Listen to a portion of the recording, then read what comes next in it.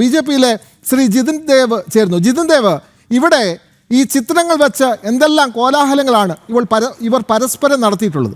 കൊല്ലത്തിൻ്റെ പശ്ചാത്തലം വെച്ച് നോക്കിയാൽ അഡ്വക്കേറ്റ് പ്രേമചന്ദ്രൻ അദ്ദേഹം പ്രധാനമന്ത്രി നരേന്ദ്രമോദിയെ കണ്ടാൽ അതിവിവാദമാണ്. എന്തിനു പറയുന്നു, മുൻ മന്ത്രി ഷിബു ബേബി ജോൺ അദ്ദേഹം മന്ത്രിയായിരിക്കുന്ന സമയത്ത് ഗുജറാത്ത് മുഖ്യമന്ത്രി ആയിരിക്കുന്ന നരേന്ദ്രമോദിയെ കാണുമ്പോൾ അത് വലിയ വിവാദമാണ്. പക്ഷേ കൊടും കുറ്റവാളി, അവിടുത്തെ സ്വർണം മുഴുവൻ അടിച്ചു മാറ്റിയ ഒരാൾ കോൺഗ്രസിൻ്റെ പരമോന്നത നേതാവിനെ പലവട്ടം ഡൽഹിയിൽ പോയി കണ്ടിട്ട് എന്താണ് കുഴപ്പമെന്നാണ് ചോദിക്കുന്നത്. നമുക്കറിയാം, മുതിർന്ന നേതാവായിട്ടുള്ള കെ കരുണാകരനെ പോലെയുള്ള ആളുകൾ എത്രയോ തവണയാണ് ഡൽഹിയിൽ പോയി ആ സോണിയെ ഒന്ന് കാണാൻ വേണ്ടി സമയം നിശ്ചയിച്ചിട്ട് മടങ്ങി വന്നിട്ടുള്ളത്. അങ്ങനെയുള്ള കോൺഗ്രസിൻ്റെ പ്രമുഖ നേതാക്കൾക്ക് പോലും കടന്നു ചെല്ലാൻ കഴിയാത്ത ജൻപഥയിലേക്കാണ് ഈ അടൂർ പ്രകാശിനൊപ്പം ആന്റണിക്കൊപ്പം ഈ കള്ളൻ പലവട്ടം സോണിയെ കണ്ടിട്ടുള്ളത്. എന്താണ് കുഴപ്പം? സോണിയെ കണ്ടാൽ സ്വർണം കടത്താൻ കഴിയുമോ എന്നൊക്കെ ചോദിച്ചാൽ എന്താണ് മറുപടി? ജിതിൻ ദേവ്.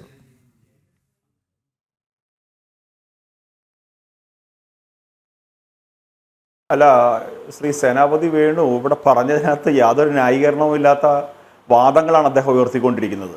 നിങ്ങൾ ഇത്രയും തവണ, ഒന്നിലധികം തവണ നിങ്ങൾ സോണിയാഗാന്ധിയുടെ അടുത്ത് നിങ്ങളുടെ നേതാക്കന്മാർ അടൂർ പ്രകാശും ആന്റണിയും എന്തിനു കൊണ്ടുപോയി ഈ കള്ളനെ, ഈ സ്വർണ്ണക്കള്ളനെ, ശബരിമല കട്ടുമുടിച്ച മഹാപരാധം ചെയ്ത ഒരു തട്ടിപ്പ് പോറ്റി നിങ്ങൾ എന്തിനു കൊണ്ടുപോയി എന്നുള്ളതിൻ്റെ ന്യായം നിങ്ങൾ പറഞ്ഞാൽ മാത്രം പോരെ. പക്ഷെ അത് പറയാൻ ശ്രീ അടൂർ പ്രകാശോ ആന്റണിയോ അല്ലെങ്കിൽ കോൺഗ്രസിന്റെ വക്താക്കളോ തയ്യാറാവുന്നില്ല. അഴകുഴമ്പൻ ന്യായം പറഞ്ഞ് മുന്നോട്ട് പോയിക്കൊണ്ടിരിക്കുകയാണ്. അപ്പോൾ ഇതിനകത്ത് സംശയം ജനങ്ങൾക്കുണ്ടായാൽ, വിശ്വാസികൾക്കുണ്ടായാൽ അതിനെ നിഷേധിക്കാൻ സാധിക്കുമോ? അങ്ങ് തന്നെ ഇവിടെ പറയുന്നത് കേട്ടു, എന്താണ് തന്ത്രിയുമായി ചേർന്ന് നിൽക്കുന്ന ആൾ ആരാണ്? ഉണ്ണികൃഷ്ണൻ പോറ്റി തന്ത്രിയുമായി ചേർത്ത് നിർത്തിയത്? ഉണ്ണികൃഷ്ണൻ പോറ്റി അവിടുത്തെ ക്ഷേത്രത്തിന്റെ കീഴ്ശാന്തിയോ മേൽശാന്തിയോ അല്ലെങ്കിൽ ദേവസ്വം ബോർഡ് നിശ്ചയിച്ച ഏതെങ്കിലും ഒരു പൂജാരിയാണോ? അല്ല.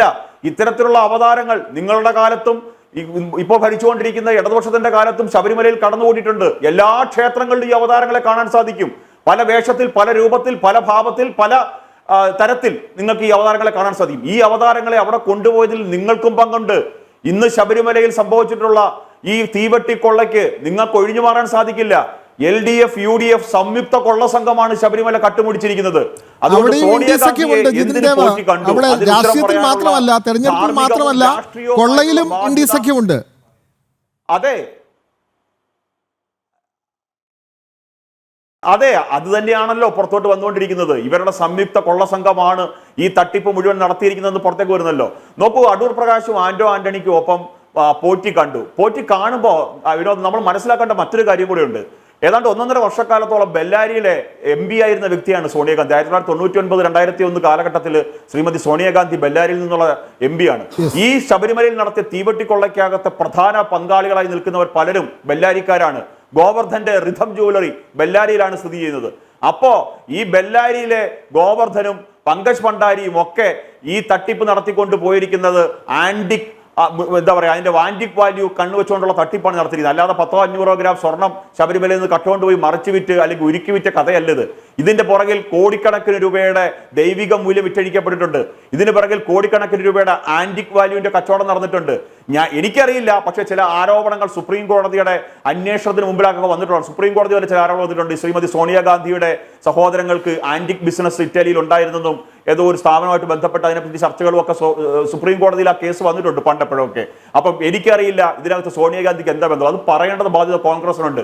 അപ്പോൾ ഈ ശബരിമല കട്ടുമുടിച്ചതിന് പുറകിൽ നിങ്ങൾക്ക് CPM-നെയും CPI-യും LDF-നെയും മാത്രം പഴിചേരി പോകാൻ സാധിക്കില്ല.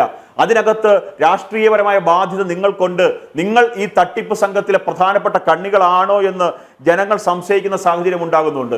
ആ സാഹചര്യങ്ങൾ മറച്ചു വെക്കാനാണ് അങ്ങ് മുമ്പേ വളരെയേറെ ആവേശത്തോടെ നിങ്ങളുടെ കോഴിക്കോട്ടെ നേതാവിനെ പറ്റി പറഞ്ഞല്ലോ.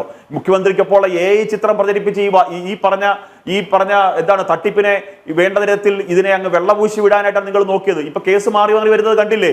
AI ചിത്രം പ്രചരിപ്പിക്കുകയാണെന്ന് വരെ പറഞ്ഞ് കേസെടുക്കേണ്ട സാഹചര്യം ഉണ്ടാക്കി കൊടുത്തില്ലേ? അപ്പോൾ ഒരു ചിത്രം പോസ്റ്റ് ചെയ്യുമ്പോൾ ഏത് തരത്തിലുള്ള ചിത്രമാണെന്നുള്ള പരിശോധിക്കാനൊന്നും നിങ്ങൾക്ക് സാധിക്കുന്നില്ല. കിട്ടുന്നതൊക്കെ പോസ്റ്റ് ചെയ്യുക. നിങ്ങൾക്ക് ഇവിടെ പ്രതിപക്ഷ നേതാവ് ഒരു കേസിന് പോയിട്ട് തെളിവ് കൊടുക്കാൻ സാധിക്കാത്ത തെക്കോടൊക്കെ കിടക്കുന്നു.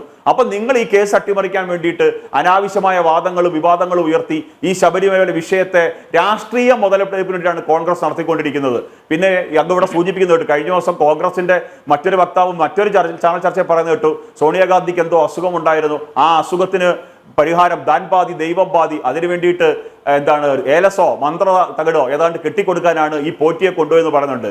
ശരിയായിരിക്കും, ഞങ്ങളുടെ നാട്ടിലൊക്കെ ഈ പറഞ്ഞതുപോലെ അസുഖങ്ങളൊക്കെ വന്നു കഴിഞ്ഞാൽ ശരിയാണ്, താൻ പാതി ദൈവം പാതി എന്നൊക്കെയാണ്. പക്ഷെ നമ്മൾ വിളിക്കുന്ന ദൈവത്തെയാണ്, അല്ലാതെ ഡ്യൂപ്ലിക്കേറ്റ് പോറ്റിമാരെ ഒന്നും ഞങ്ങൾ വിളിക്കാറില്ല. അതുകൊണ്ട് ചിലപ്പോൾ ഡ്യൂപ്ലിക്കേറ്റ് ഗാന്ധിക്ക് ഡ്യൂപ്ലിക്കേറ്റ് പോറ്റി മതിയായിരിക്കും. അതുകൊണ്ടായിരിക്കും ചിലപ്പോൾ അവരെയൊക്കെ അദ്ദേഹത്തെയൊക്കെ വിളിച്ച് അവിടെ കൊണ്ടുപോയത്. അതുകൊണ്ട് ഇതിനകത്ത് കൃത്യത വരുത്താൻ, ഇതിനകത്ത് നിങ്ങളുടെ ഭാഗത്ത് ന്യായമുണ്ടെങ്കിൽ അത് തുറന്നു പറയാൻ നിങ്ങളുടെ നേതാക്കന്മാർ തയ്യാറാകണം. ശ്രീ സേനാപതി വേണു, അത് പറയാത്തടത്തോളം കാലം നിങ്ങൾക്കും ഇതിനകത്ത് ബന്ധമുണ്ട് എന്നുള്ള സൂചനയിലേക്കാണ് പോകുന്നത്. അപ്പൊ ഈ തട്ടിപ്പ് ഇന്ത്യ സഖ്യത്തിന്റെ പ്ലാനാണ്. നോക്കൂ, ജോൺ ബ്രിട്ടാസിനെതിരെ ആരോപണം പറയുന്ന അടൂർ പ്രകാശ് പറയൂ, പരസ്പരം അങ്ങോട്ടും ഇങ്ങോട്ടും എല്ലാം വിളിച്ചു പറയുന്നേ, ജനങ്ങൾ അറിയട്ടെന്ന് ആരൊക്കെ ഇതിനകത്ത് ഉണ്ട് എന്നുള്ളത് പരസ്പരം ഒന്ന് പുറത്തേക്ക് ജനങ്ങളുടെ മുമ്പിലേക്ക് കൊണ്ടുവരിക. അതുകൊണ്ട് നിങ്ങൾ എത്രയൊക്കെ മറച്ചു വെക്കാൻ ശ്രമിച്ചാലും, വിശ്വാസികളെ വെച്ച് രാഷ്ട്രീയം കളിക്കാൻ ശ്രമിച്ചാലും, നിങ്ങൾ ഇതിനെല്ലാം ഉത്തരം പറയേണ്ടത് സാഹചര്യത്തിലേക്കാണ്, വിശ്വാസ സമൂഹത്തിന്റെ മുമ്പിലേക്ക് നിങ്ങൾ വന്നുകൊണ്ടിരിക്കുകയാണ്. അതുകൊണ്ട് അയ്യന്റെ മുതൽ കട്ടുമുടിച്ചതിന് ഒരു ന്യായീകരണവുമില്ല. നേരത്തെ ഇവിടെ കാണിച്ച KS പാടിയ പാട്ട് മുതലേ അയ്യന്റെ മുതൽ കട്ടത് സഖാക്കന്മാരാണെങ്കിൽ അതിലെ സ്വർണം വിറ്റ് കാശാക്കിയത് നിങ്ങളാണ്. അത് മൊത്തത്തിൽ കട്ടുകൊണ്ടുപോയത് ഇന്ത്യ സഖ്യമാണ്. തീർച്ചയായും ഈ സ്വർണ്ണക്കൊള്ളയിൽ UDF കൈകഴുകാനാവില്ല, പ്രത്യേകിച്ചും കോൺഗ്രസിന് കൈകഴുകാനാവില്ല. ആ തരത്തിലുള്ള തെളിവുകളാണ് പുറത്തു വരുന്നത്. അതുകൊണ്ട് ഈ SIT അന്വേഷണം കൊണ്ട് മാത്രം ഇത് മതിയാകുമോ? CBI അന്വേഷണം അനിവാര്യമല്ലേ?